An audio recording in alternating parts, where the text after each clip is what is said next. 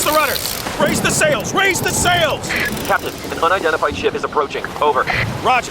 Wait, is that an Enterprise sales solution? Reach sales professionals, not professional sailors. With LinkedIn ads, you can target the right people by industry, job title, and more. Start converting your B2B audience today. Spend $250 on your first campaign and get a free $250 credit for the next one. Get started today at linkedin.com/campaign. Terms and conditions apply. Not sure how to tackle your taxes? Are you sweating the small print? You may be experiencing FOMO, the fear of messing up. The answer? Using TurboTax on Intuit Credit Karma. They help you get your biggest refund, and then we help you do more with it. With a personalized plan designed to help you hit your money goals.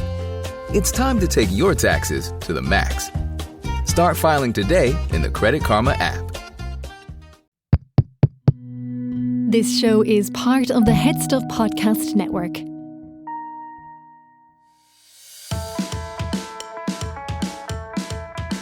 Hi, I'm Gearóid. And I'm Niamh Kavanagh. And you're listening to Agony Rants.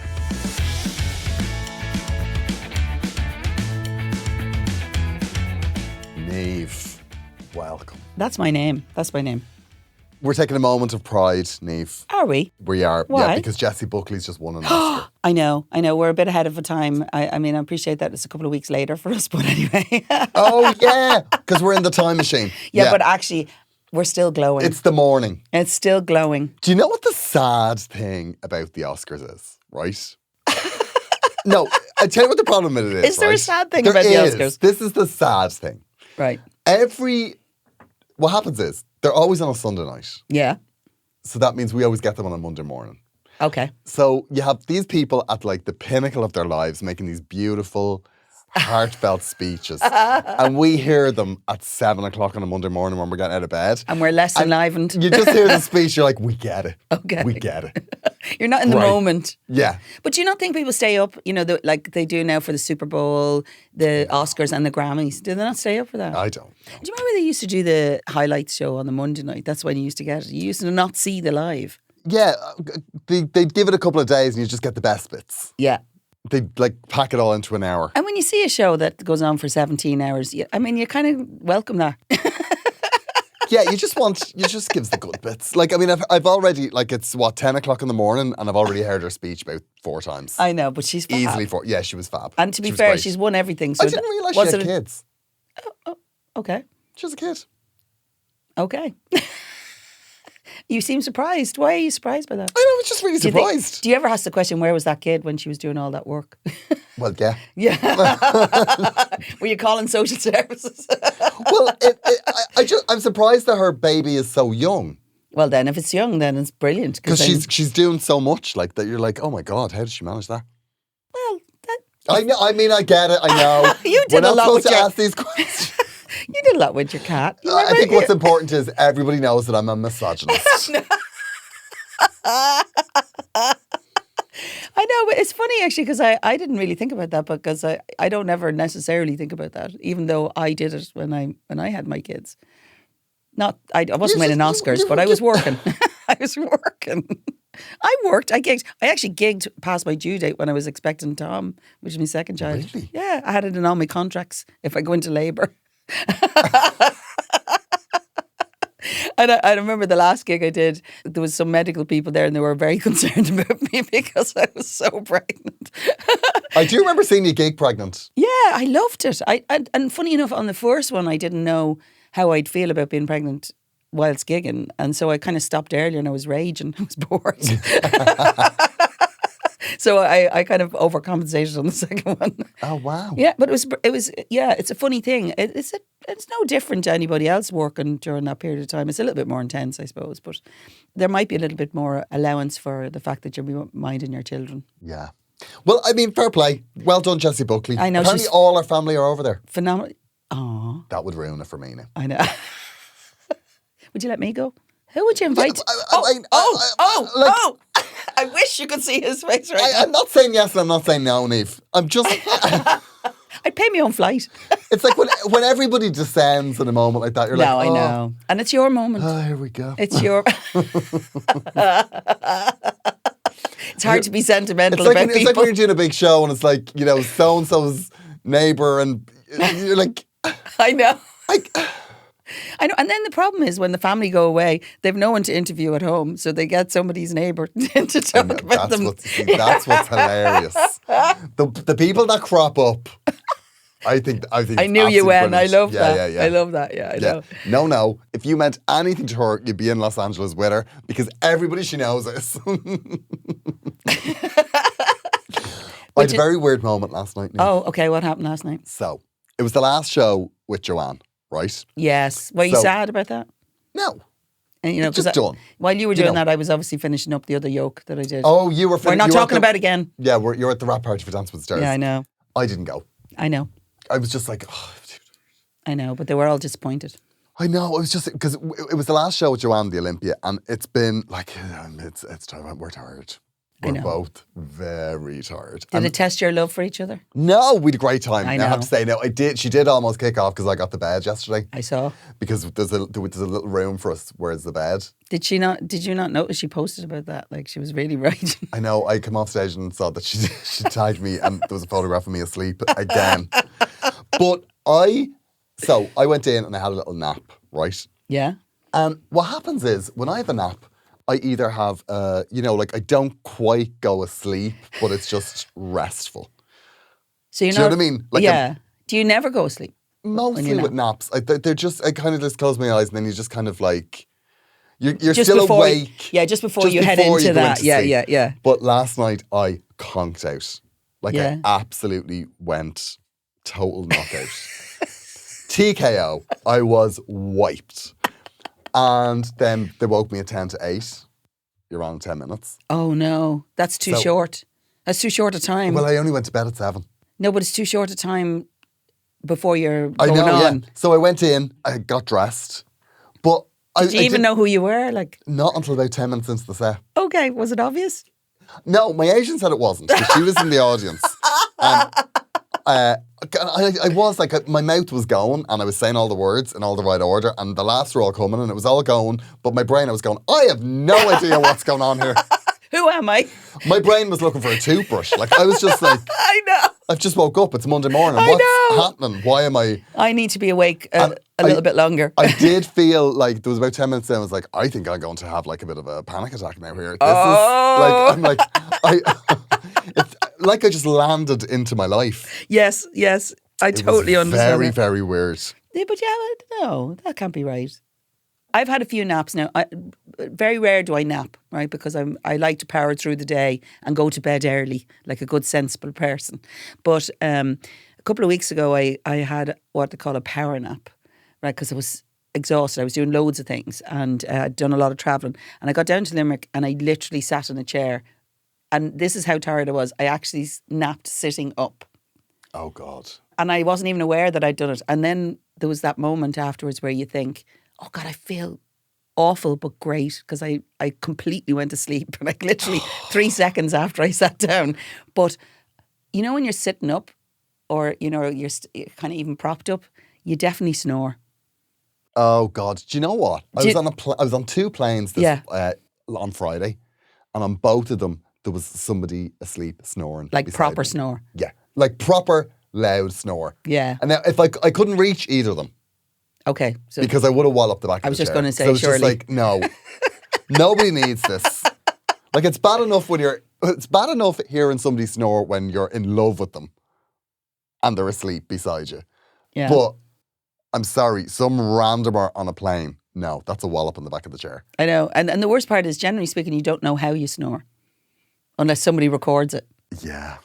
Has anyone ever done that? Yeah. I always do that. And then I used to snore for years and years and years. I didn't, and then it's just a recent thing. I think, or else people were just too polite. I can't tell. But yeah, snoring is a lovely thing. But I have to admit, the nap absolutely revived me. But I had to be awake a little bit before I went back on stage. Like at least I was awake enough. Yeah, no. 10 minutes feels short. No. And I was throwing the Red Bull into me while I was putting my suit on and everything. And I was like, I still feel, you know, like it's kind of like there's just a little veil over your brain. Yeah. Yeah. Oh, just God, like, that's a really good description. It's all a little bit. That's a really good description. Yeah. A little veil over your brain. I love it. And I wasn't really sure what I was supposed to be doing, but I was nervous. While you're doing that, I am developing a new skill lately, which I know you're not. You're going to be really impressed. Because obviously, you know, this is a year of new skills, clearly. I didn't necessarily know I was going to do that, but it is going to be a year of it. So I am perfecting the Irish goodbye. And you know how... Now, that... I will believe that when I see it. No, I absolutely did it last night. When I say that I'm perfecting my version of the Irish goodbye, which basically it didn't take me 4 hours to leave a place. I literally managed it because I texted my friend before I went in, and I went into this party about 20 past 10. I got in there, and as I went in, I said, I'm going to be back home by 12. And she said, there's no mission that you're getting home by 12, right? But I actually made it by 12:05 because I managed to go in, say hello to everybody, and then leave. I mean, I still had 20 people to say goodbye. I'm not quite at the full Irish goodbye yet. That's not an Irish goodbye. No, but I am perfect at the Irish goodbye. But my standards, that's an Irish goodbye because you know how long it takes me to leave. Niamh, I can just get up from a table and leave. I envy that so much. Yeah, I'm just like, I'm done. Do you never care that people might be looking for where you are and on your safety? Niamh. I used to have a friend who used to do that. The one thing about getting older, right, is that in situations like this, I know my limits, right? And my limits are definitely when I'm tired, I'm no crack. I'm useless to anyone. And I can even feel myself just like edging my way out of the group. And even last night, because after the show, we were in Joanne's dressing room, we were having a drink. And obviously. there was a few people there, and Joanne said, like, you're very out of the group. Like, move in. And that was the point when I was like, no. Oh, I recognise that. I've seen you do that. Done. You're like a bystander? Because what happens is, when I get tired, right, and everyone starts to talk, and then I'm trying to focus on the conversation. Process it. And then it just becomes noise. So I'm like, I need to just take myself back. Do you know the sad thing is, that's like an old person thing where you can't focus. And the worst part is you're like, how many years? 11 years younger than me? 10? I'd say about 25 years younger than you, Niamh. Yeah. But, you know, so when you come into my generation, it's going to be a bad day. No, I'm. That's the one thing now, though. I'm really clear. I'm just like, no, this is a no. Yeah. When I say no, it means no, and I'm done. I'm getting better at that. I'm getting very... No, Niamh, you're not! No, it is. You're absolutely you know not. You know how long it takes me to get out of a room. As a matter of fact, I start saying goodbye from the time I come in because I know it's going to take me all night to get out. What you need to do is, I've told you this before, that as soon as you finish the hellos, you've got to start the goodbyes. So go back to the start. But you'd have been proud of me last night because I didn't feel the need to say goodbye to every single person. I only said about 3 or 4. I had a few selfies on the way out. There was even somebody outside the door who were trying to get out themselves, and I had to have that conversation then. But, but I was really good. I parked my car very close. I was very in control of the situation. You got it done, yeah. And I feel that's a win for me, right? Well, look, I'm very proud of you, Niamh. Thank you. I'm glad you've got your... I can tell. I'm glad you've got your new skill. And I'm looking forward to it being perfected the next time that we have to leave somewhere together. But I've seen you stand outside the group and I wondered what that was. And now I know what I'm just like, I'm done. No, I can see you physically stand. It's a physical... It's like, You're done. Like this is over. You're like Everybody a waiter. That's with me, take the hint. You know what I mean? You stand where a waiter stands. Yeah. And sometimes what I do is, and I've done this before, and one of my friends said, I've seen you do this. Yeah. And it's very funny, but it's also very rude. Yeah. And that's like, you know where you've said your goodbyes. Yeah. And then the person that you're with is still saying goodbye. Namely you. Probably you. And then somebody goes, because you're continuing the conversation, and somebody goes to talk to me again. I'm like, no. We're done now. And not only that, you're looking at me with the daggers. Yeah, I don't care. I don't care about your fucking holiday. Jog on. We've said our goodbyes. You're looking at me with the daggers saying, finish that conversation. And then, get it done. if you weren't reliant on me, you know, bringing you home, or more importantly, if you weren't feeling that you were going to leave me because you still care a little bit about me, right? Oh no, I always like to make sure that you get out safely, Niamh. But you know how hard that is. You know, you befriended me. You just have to accept that. But I'm trying really hard. Difficult. Anyway, I just thought I'd bring that in because I thought you might be proud of me. And Niamh, are you sad that Dance with the Stars is over? Like, because last night is I found at the rap party. The rap party is kind of a strange thing. Yeah. Because you go through this, like, you've got your sad, you know, you're being eliminated, and then you've got your press day, which is kind of like, oh, that's the end, it's over. And then you go home and go, what do I do with my life? And then they bring you back to do the Dancing with the Losers. And then you... Dancing with the losers. Yeah. No, actually, do you know what? I think you've already said goodbye. Yeah, it feels like you're... And I came back in and I swanned around hugging everybody all weekend and saying lovely things. And then you live the show 2 or 3 times on the last day, even though you're only doing like a minuscule part of it. And that bit's pre-recorded. Yes, they it pre-record is. the So dance. you Yeah, could yeah. technically go home before the show starts, but they obviously need you to stand in the box and be clap. supportive. Yeah. And I enjoyed that. No, do you know what? It felt like grand. In a weird way, it was actually nearly nice to go back and go, yeah, that's grand now. We're done. But you know what I'm like. I'm mentally moving out of that project anyway. I know, yeah. It's like when you go back, it feels like you're running around the party with a bin bag. Do you know what I mean? Like on that day, it's just like, it's over. It's nothing to do with me With a anymore. bin bag, as in, getting the freebies, what you doing? No, but just like it feels like it feels like the party's Yeah. the party's over. The party's finishing, and you're cleaning up. Yeah, That's no, what it feels that's like. exactly right. Yeah. But in a weird way, it's nice. It's nice for the group, and and we had a lovely time. Yeah. But I was already in my head in my next job. And you'll still be in touch with Stephen through me. Oh, I actually have his number now. They probably won't. They probably won't keep in touch. No, they're being very kind. No. They're being very kind. But you'll let me know how they're doing, right? Like when the photograph disappears on WhatsApp, that means you're blocked. Oh God! I've just realised somebody's blocked me. I've just realised that. Who? I did not know. Oh no, I'll tell you after. Oh my God. I know, exciting. Okay. Anyway, shall we? Sometimes they change their photograph. I will say that because when my cat died, I had to get rid of my photograph. No, this is not a change photograph. I've just realised. Oh. I know, it's a whole thing. Anyway, but that's not why we're here. It's not why we're here, Niamh. Firstly, we are here to plug my tour. Oh, okay. Yeah. I thought again? Niamh, I have to plug my tour. Are you ever going to stop touring? Yeah, I'm sleeping. I'm dead. Okay. So I am going to Australia. You are. Now I need to make it really clear. I'm going to Australia and do my shows in Australia because loads of people are like, we can't wait to see you and Joanna in Australia. We actually will be in Australia at the same time, but we're doing separate shows. She's doing her show and I'm doing my show. I'm doing the Melbourne Comedy Festival and Sydney Comedy Festival. So very separate. Phenomenal. Tickets, gearóidfarley.com. And I will also be doing No Pressure on tour all around Ireland and the Edinburgh Fringe. And then there will be a UK tour after, but I've just finished one. So leave me alone. I'm really tired. Did I need to make you go home? You need to step in. Niamh. Okay, I'm going to do that. I have some time now for at least 3 days. We have, would you believe, Niamh? We have a follow-up. Oh my God, I love a follow-up. Yeah, Come on. we got a follow-up. Now, I know we're going to do a follow-up show, so we should be keeping these. But anyway, not important. but we're so excited about it. We're so excited about them.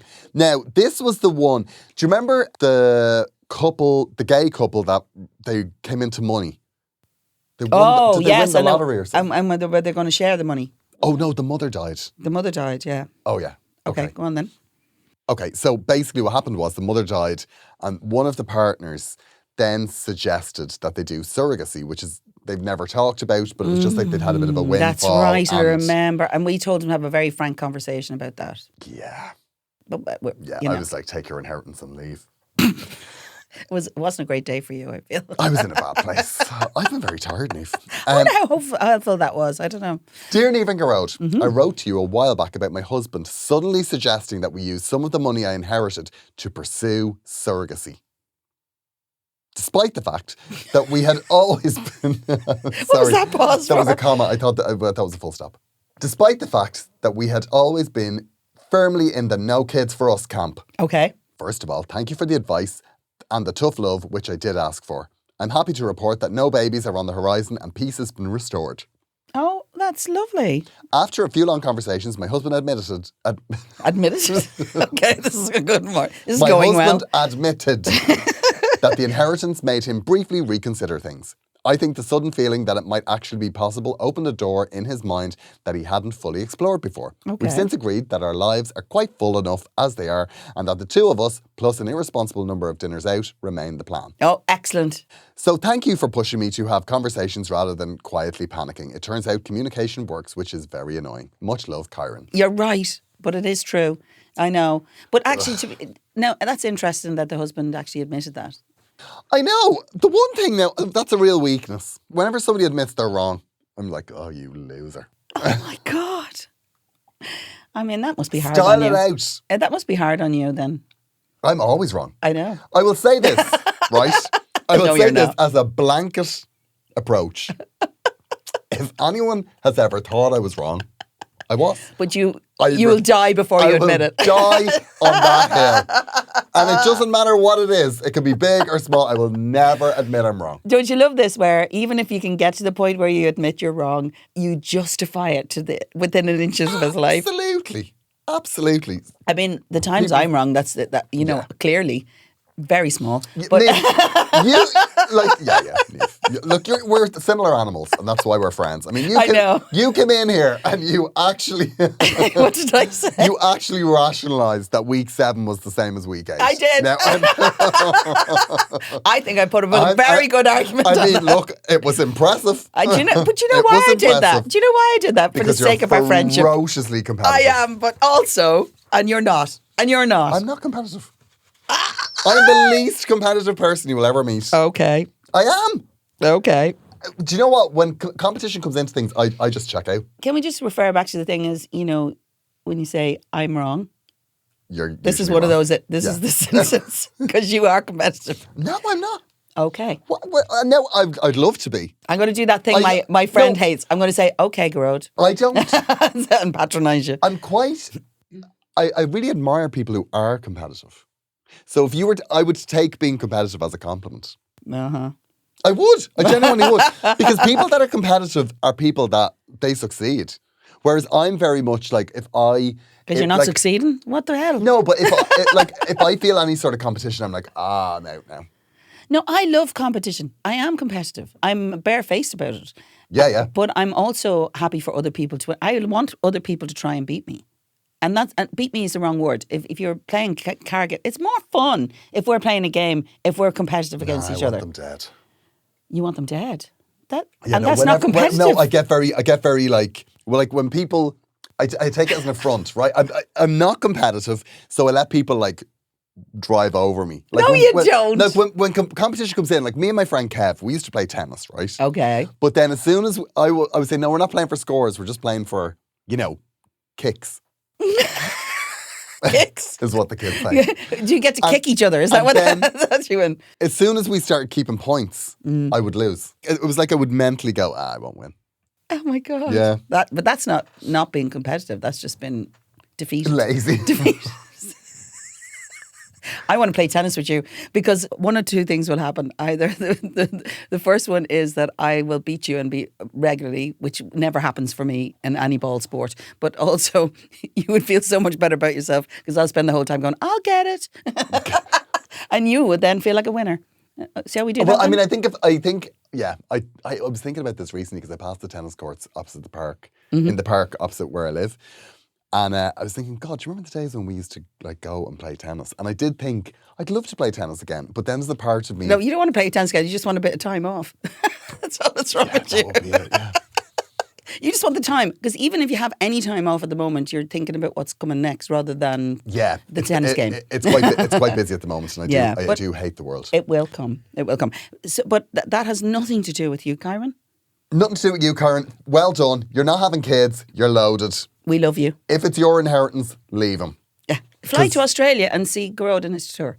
Yeah. Or come and visit me. Come to Australia. Hundreds of tickets available. Quite frankly, an unnerving number of tickets still unsold. There's still time. This show is part of Headstuff Podcasts. Here's another show you might like. Hello, we're Kevin and Jason from Shite Talk History, and we're back with a new season. This season we'll be tackling big topics like St. Patrick the Snake Man, George Best, the Barcelona Football Club, the census of 1926, and 1916, 110 years on. So at Shite Talk History every Tuesday on headstuffpodcast.com.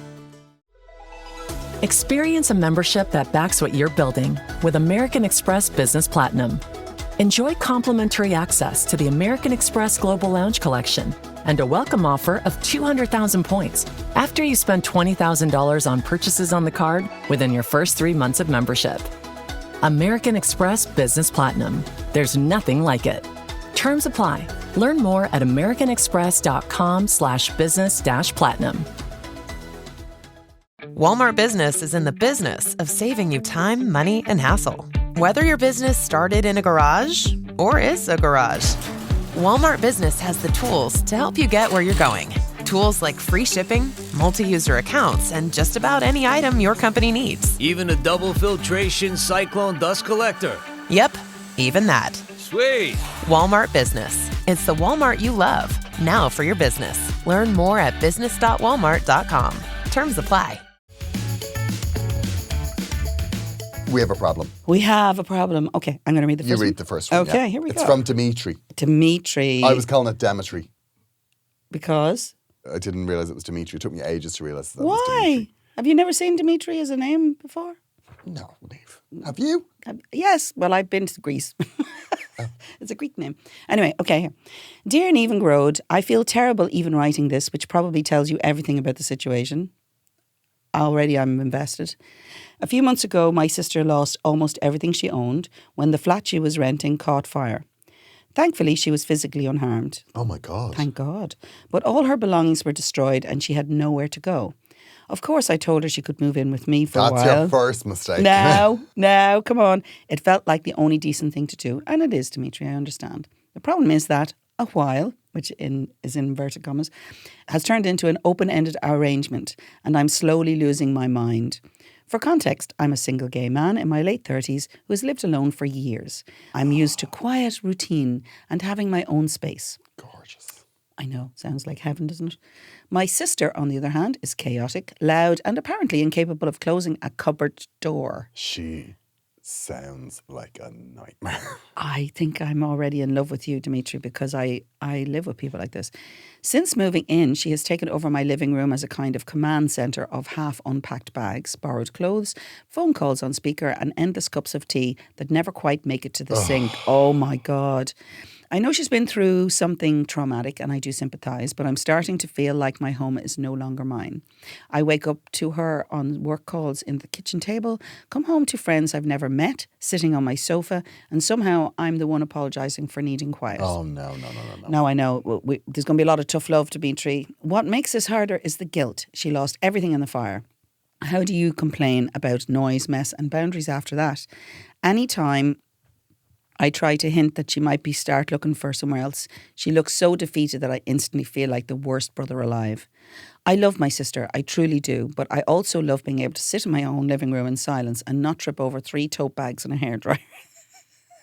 Is there a way to ask her to move on without sounding heartless? Thanks for all the giggles, Dimitri. Dimitri, you're a monster. You just have to accept it. It's fine. It's absolutely fine. No, it's like, to be fair, I know what you're saying here. Is a nightmare. She is. And that does not make Dimitri a monster. She's been through something horrible, but unless you want to set a second fire, you're going to have to speak up. My question is, where's the insurance? Did she have insurance? Well, yeah, there's the insurance thing. And also, she hasn't lost property. Because she clearly has stuff. So I presume she's not paying rent. So she can just go and get another flat. Now, it sounds to me, right? Now, I would be like this in this situation. Okay, right? go on. That her obstacle here is she's been through a lot and it's like, oh God, the thoughts of going and getting another flat. Understandable. And all of this. Understandable. And it's traumatic what's happened to her. Absolutely. However, the kindness. Yeah. The kindness. The Time kind to thing. move on. The kind thing to do now is to get the tough love. And in a few months, in a few years, perhaps when she starts talking to you again, she'll be glad to say that helped her move on in her life. You're not helping her, you're enabling her. Also, I think, yeah, exactly. Yeah. And, you know, I understand you want to support her, but the way to support her now is to say, get the feck out of my house. In the nicest possible way. I wish he'd told us, he says a few months ago. Mm-hmm. So that's at least 3. Yeah. So it's not a couple. No. It's only 2. Yeah, so it's okay. So it's 3.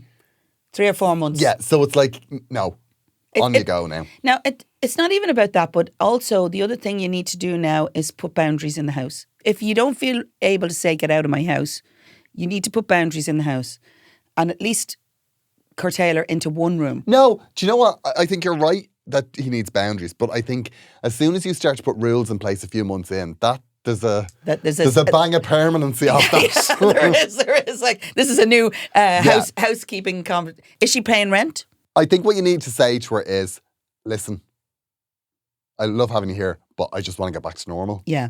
And if for the sake of our friendship and our life and our, and your life. Yeah, and you live like a pig. Yeah. What's that about? And, maybe when you move into your new space, you could, put some cups in the sink. Oh, God. No, but look, seriously, there's helping people out. And sometimes the help they need is for you to go, it's time now. And also, don't underestimate how, having a chaotic home. Like... Well, it wouldn't work well for you and me. No, that has a big effect on you. It does. Yeah. I keep sending, Instagram reels to my children, saying, if you have a chaotic room, it means you have a chaotic mind. I think at this stage, they don't recognise the fact that I'm actually telling them to clean their bloody room because I'm sick telling them. Yeah. But to be honest, if you like to live in chaos, that's fine. But you can't impose it on other people. No. In their home. No, God, you know what I mean? So also, where people get off. No. Just being able to just take over somebody else's house. Yeah. I think that's there's no understanding in that. So you're within your rights. But actually, the way I would approach this, Dimitri, is to say, this is the best way I can help her now. Because actually, then you can couch that conversation in and you can let go of the guilt. You have no guilt. You've helped her for a few months now. And you will continue to help her, just not in your space. And also, she didn't lose all her things. I mean, if she has belongings that are scattered all over your place, she still has some stuff. Well, she says borrowed clothes and stuff like that. So she's obviously figured it out. But there must have been someone. Did she have insurance? Maybe she didn't have insurance, and that's tragic. But she clearly has a job and she has a life, and so she needs to move on now. Or else, do you have any other family you can foist her off on? Has she any friends? Just you need to create a sense of urgency for her to leave, as much for her as for you. Now, unless there is something, maybe she. If she caused the fire. Oh my God. And God. then she's renting the place. I don't know, maybe she's still paying rent on it. I don't know. Is she about to go to jail? Is it, that's what you're implying there. But failing that, it No. sounds like that she doesn't have to pay rent anymore because the place is gone. So there's no reason for her and not to be out there. It's totally comfortable for her to live in your space. So you haven't even, it's not even discomforting. You need to make it uncomfortable. You need to kind of be in that space and going, right, this is how I live. So enough now already. You need to move on. I think it's better for you. Certainly better for me. And, I love you, but get the hell out of my house. But, obviously not those exact words, but that's basically what you need to do. Sometimes you just need to say those exact words, you especially do. with family. Yeah, you do. Because, You just need to be, look, I like to live alone. Yeah. I lived you for 4 months. You're a sloppy bitch. Yeah. We're not meant to live together. No. Yeah, no, it's time. And put those boundaries in place and you're actually well beyond the time. You can help her better by kicking her out. Yeah. Of course, it goes without saying, Gearóid, that if that happened to you, you could live with me indefinitely. Niamh, no offence. You wouldn't live with me. No, I would. I'd live with you for a few days because you make great food. I do. I'm not invasive Your lime as a person. cheesecake. I know. Well, I don't make that every day, to be fair. Well, now, if I'd been in a fire, I would definitely make it. I'd be like, Niamh, please. Okay, it would be in the fridge every day. Absolutely no belongings left. Yeah, but actually, I think we'd be okay living together. But you and I think we'd be good. Yeah. Yeah, but there's certain people one of my besties. I said we couldn't live together, and I'll tell you why. Because we both love to be in the kitchen, and I think if you have a place that you like to be the boss of, it's very hard to share that with someone who is also the boss of that space. What I don't like when I'm in the kitchen cooking. Yeah. And then if my partner wants to make a cup of tea. Yeah. And I'm like, I'll make the tea. I'll make it for you. Oh, yeah. But don't. Yeah, no, I know. Don't ice skate around me. Yeah, no, I get it. I get it. And actually, I'm a bit weird like that because I have ways that I do stuff. So you have to be.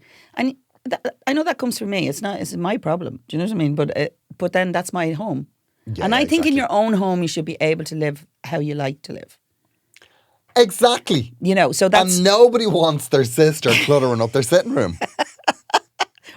Actually, equally, if you're a chaotic person, you don't want them in tidying it. That's true. There's nothing worse. Because Do you know we're what I saying used that to because... love about living on my own? Yeah. Was that whenever I left something somewhere, it was always there when I went back.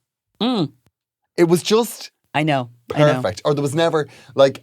I never lost my keys because what I always did was I always put them in I put them in the back of the door.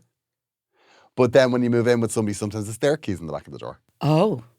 You see, I have places for things. Yeah, and then sometimes you go into the bathroom and you're like, that's my door. They're my keys. Then you have to go, no, girl, because this is the way the world works. Now, to be fair, when you're trying to establish rules with people you live with, as in that you choose to live with. That's a different conversation. You have to give a little bit there. What I've learned... Do you have an agenda? What I've learned is that there are no rules that can be established in that situation. I've tried every rule I've ever tried to establish. I know. I remember the only thing I said when we moved in together, the only thing, I was like, that's my spot on the couch. I love sitting in that spot on the couch. Oh, I have a seat. I'd say about 2 weeks later, it was gone. No. I've never sat in it since. Well, then, you see, that's your own fault. Yeah. I have a seat and I sit in the seat, right, on the sofa. I know the second I'm not in that space, he's sitting in it. Now, I think some of it is comfort. It's upsetting. And it's comfort because he's in and he's missing me, so he sits in the seat. But it's also the best seat to sit in because you can plug your charger in beside it and it's the best view of the TV. Oh my God, I just said that out loud. I've just realised how sad my life is. Okay, well, I think, Dimitri, we are definitely wanting a follow-up for this. Definitely want a follow-up. You will feature in the follow-up show if you send us a follow-up on this, because I think I want to hear what you say to your sister here. Yeah, I want to hear, like, why is this continuing this long? Oh, because... Do you know what I mean? Like, no, like, I get that. Like, because she's not moving on. She has no sense of moving on. I think... And he's been kind. The problem is the fire happened to the wrong person. She sounds like she had no get up and go. Do you know what I mean? And that the fire happened and then this is just the end of it. And this is going to sound a bit weird, right? Go on. But part of me is a little bit jealous that happened to that woman. I'll tell you why. Because sometimes I go home to my house and I say, I wish somebody would just burn all these up so I wouldn't have to make a decision because I need to clear out this room. Oh, Niamh, listen. I'll happily burn your house down. Now, I'm not inciting that. That's no problem. And if it does Niamh, happen... You should have just asked. I know I'd be devastated, but sometimes, I'd rather... Of course. Maybe I'll just set fire to this room And instead of clearing it out. Do you want the kids in or out? Depends on the day. No. I love my boys. Touch my boys, I kill you. We have another problem. Come on then. You read this one. Will I read this one? You read this one. I'm very tired. Do you want to read it? Okay, I'll read it. Are you sure? I keep yawning. I know. What's going on with you? Oh my God. I know. I quite like that one. Okay, so, dear Niamh and Gearóid, I'm a massive fan of Agony Rants. Good. And so is my mum, which is important, and you will see why. Oh no. I'm writing about a situation with my sister that is starting to cause a very real tension in our family. Oh. Okay, so this before we read this, I'm going to say, I think that what they're hoping here, is there a name on this one? What Steph is hoping is that by writing in... that they won't have to deal with the problem, that the fact that we're talking about it is going to solve this problem. So wait a second. Steph is writing in the full knowledge that her mother is listening. Yeah. So clearly she needs that's healthy. She needs to get a message to our mother without actually... Wow. Yeah, I quite like that. Imagine if we end up in a conduit for that. Okay, anyway, here we go. Back to Steph. Over the past year, she has become very enthusiastic about what she describes as an exclusive investment opportunity. Is that rent? Because that's what I would call it in my house. Her mother? It must be. Okay. From what I can gather, it involves putting money into a private investment group that promises unusually high returns through property developments and international projects. Oh, good night. She talks a lot about getting in early, compounding returns, and how people who hesitate are the ones who miss out. Your mother does? Okay, so somebody's worried about their inheritance here. Okay, here we go. At first, I assumed it was just one of those things that people dabble in and eventually move on from. But recently, she has started trying to involve our parents. Oh, a sister. Who is this? It's the sister. I thought it was about the mum. Oh, the sister. Okay, so this is about the sisters talking about the investments, and then she wants the mother to hear it. Okay. Oh, God. Okay. Mum and dad are both in their 70s. They're sensible people, but not particularly financial savvy, and they trust their children. My sister has begun suggesting that if they invest some of their savings with her group, it could significantly increase their retirement income. She frames it as helping them make their money work harder. Oh, God.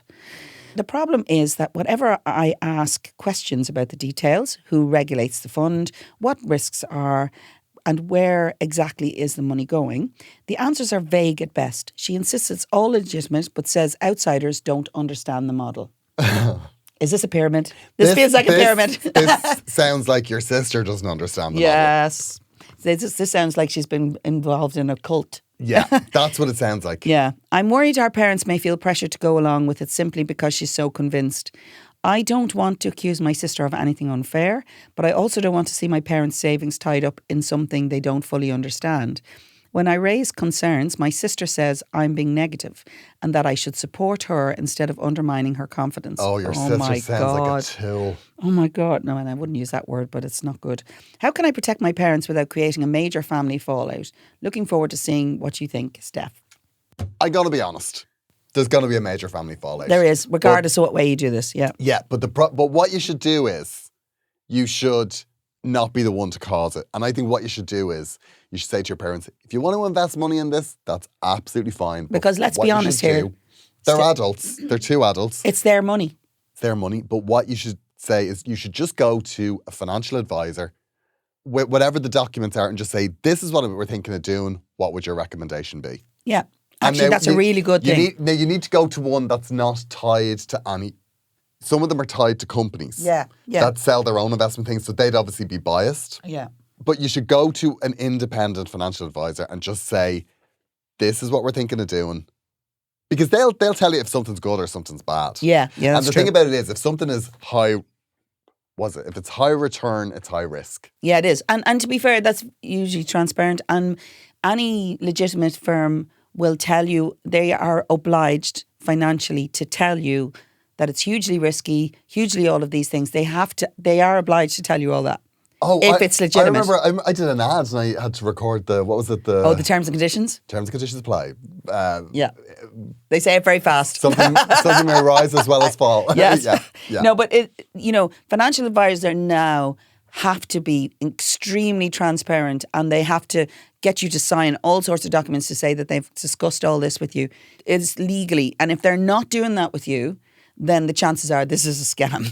I would say as well, It maybe not be a scam, but it might be a pyramid. And if that's the case, it's going to be difficult. I think that your sister sounds like a charlatan. No, right? she doesn't. And also, what's worse than a charlatan is a thick charlatan. And she doesn't sound smart. No. She doesn't. Look, come on, look at the bullshit she's coming out with. People don't understand the model. No, I know. No, that sounds more like a sales pitch. If you raise concerns, my sister says, I'm being negative and I should support her instead of undermining her confidence. No, how about a slap in the face, Carl? No, that's like you know those people who ring you that have like a set list of questions, and if they say this, then you say this. You know the way they do that in call centers? This sounds like this. Yeah. This sounds like this. And the other thing is your sister actually working for the people? Because she says, mum and dad and 70, that they shouldn't say in some ways with her group. So does that mean she's saving with those group? Or is it that what she's doing is she's actually a part of this group? And that's a different conversation. Because sometimes what people do to make themselves feel more confident about a mistake that they've made they get is other people involved. to make the same mistake. And listen, that's exactly something I would do. I know. I'd be like, no, it's fine. I've lost every penny. Everybody, if we're all in the same boat, everything's fine.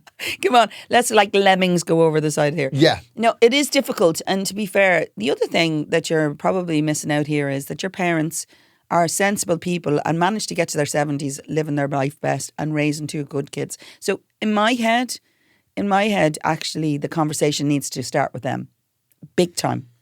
Yeah, look, Leave your sister out of it. I don't think that your mum and dad, they didn't come up the lagging in a bubble. No, they didn't. The lagging in a bubble? Isn't that Are you Northern isn't that what he says in Derry Girls? Line of Duty? Oh, Line of Duty, yeah. Yeah, I didn't come up the lagging in a bubble. I know, that's very. I was going to say that's very Northern for you, considering you're from Dublin. No, they're not stupid. And so what you need to do is reassure them that you're there to help them with that. And listen, there'll always be these opportunities that come along that you can make a lot of money if you dip in quick and dip out. But they have to be aware of the risks, and also they should get it like an independent, an independent assessment. Yeah. And somebody who can take criticism as opposed to saying their confidence is being undermined. I think that says more about your sister and where she is. If this is something that your sister is shagging somebody that she met on the internet and this is what he does, flag. Flag. Big flag. I think the other thing is that you can tell your parents that you're going to support them with whatever decision they make. To be honest, at the end of the day, it's their money. It's your inheritance. Yeah, it is. But nobody admires thrift more than an heir. But I'm going to say that it is their money. They can do what they like with it. But the reality is, I will tell you this, the older you get, the more cautious you get with your money, because you do realise there's going to be a long period of time where you're not earning. Yeah. And you're not as prepared as you think you are, no matter how much money you think you have. Oh, God, Niamh, I'm not prepared at all. I know. Yeah, but you have time. Yeah. Come. My pension plan is to die young. I was going to say, you can come to me. I'll help you with that. I'll help you with that. You know, you give me your money, I'll sort that out. No problem. Yeah, of course you will, Niamh. You should come and join my group. Yeah. I hope we've helped Steph. Yeah, no, and Steph, seriously, don't underestimate your parents. They're strong and whatever. I know you probably the main problem actually here is your relationship with your sister. So stop talking to her about it. Now your mother's listening. Yeah. I hope we've given the mammy the advice that she needs. You know, the mammy, I don't think they're probably as close to investing. Maybe if they wanted to throw a few bob towards the other sister, a small amount, just to see how that works for them. You know, that's up to them. I'm very much a believer that once you're reared past the point where you are financially dependent on your parents, then your parents no longer need to leave you a cent. Believe me, I'm just saying that in the interest that my children hear this. Yeah, true. I mean, it's too far down the pod. They're already not listening. I think if you die leaving money behind, I think that's a failure. That's a life less lived. Yeah. Not that I am not happy with. I don't want to die penniless. I want to die in debt. Okay. Yeah. If I ever find out, God forbid, that I'm ill. Oh, you're taking all the loans out? Loans. Before the loans, official medical thing comes through. Borrow. Yeah. 100%. Hit the credit union for a whopper. Does it die with you though? Yeah. Oh, excellent. Yeah. Okay. That's good to know. Yeah. If you work in a credit union and I come in for a massive loan, deny. There's people at home nodding sagely along with that. Do you know what's going to happen now? In about 5 years, I'll suddenly need a credit union. It's like, no, we heard the podcast, Gearóid. Do you know what I'm excited about? The fact that people in the credit union might be listening to us. Oh, yeah. And, They're that would be important amazing. people. And remembering something we talked about 5 years ago. I love that. Niamh, thank you so much for listening. Oh, so glad thank to you see so you. much. I did listen a lot. Niamh. Oh, God, my brain. Don't say no, that you have to amend that, because I do listen to you. Well, you do listen. Yeah. Thank you so much for listening, Niamh. And to you, the listener, thank you so much for listening. Also, if you would like to support the show, we would love it if you would subscribe to Head Stuff Plus over on headstuffpodcast.com. Mm-hmm. In return for that, you'll get bonus content from all of the shows on the Head Stuff Podcast Network and our show. Oh, yes. Our show, which is Vintage Rants. Yeah. Now, Vintage Rants will be wrapping up and we're going to do a new format. Yeah. And once they come back from Australia, we're going to get going on that. Yeah. We've been talking about it a long time. Yeah. We'll be back on the free feed next Monday. Yes, very nice. And, And by then, in a couple of weeks, you'll be in Australia. I'm very excited for you. I know, yeah. Technically, so you'll be in far Australia. away. I feel like I'm going to get there and just be like, oh, my life is so far away. I know. Well, that'll either free you up or traumatise you. I know. I might just throw my phone in the bin. I'm looking... Yeah, just, Okay. I'd love to be one of those people that go, like those people that just like start a random new life. But it's hard to do that with social media. Well, I'll be honest with you. You would not do well on that. I think I'd be great. No, I'm going to put a tracker on you. Every time I go away, I have this like thing of being like, oh, maybe I could just, I could just live here and, work in a coffee shop and bake cakes. No, Gearóid, I'm going to tell you something. You talk a good bohemian life, but you have your control issues will never allow you to get to that bohemian life. I think I'd love, just be very free. Maybe grow my hair, get dreads. I would reckon that would last possibly. I'm not going anywhere near the dreads conversation. I would say that would last 6 weeks. I think what would happen is people would say, where's Gearóid? And it's like, well, I've just looked online. Apparently works in a Starbucks. Yeah, I would come get you. I would come get you. I would have to do a wellness check. There's no way. Anyway, that's enough of that. Carry on. We will chat to you next week. Bye.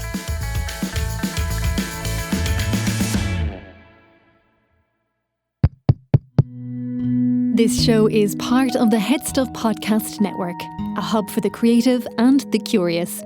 Shows are produced in association with Headstuff and the Podcast Studios Dublin. Find out more or become a member at headstuffpodcasts.com.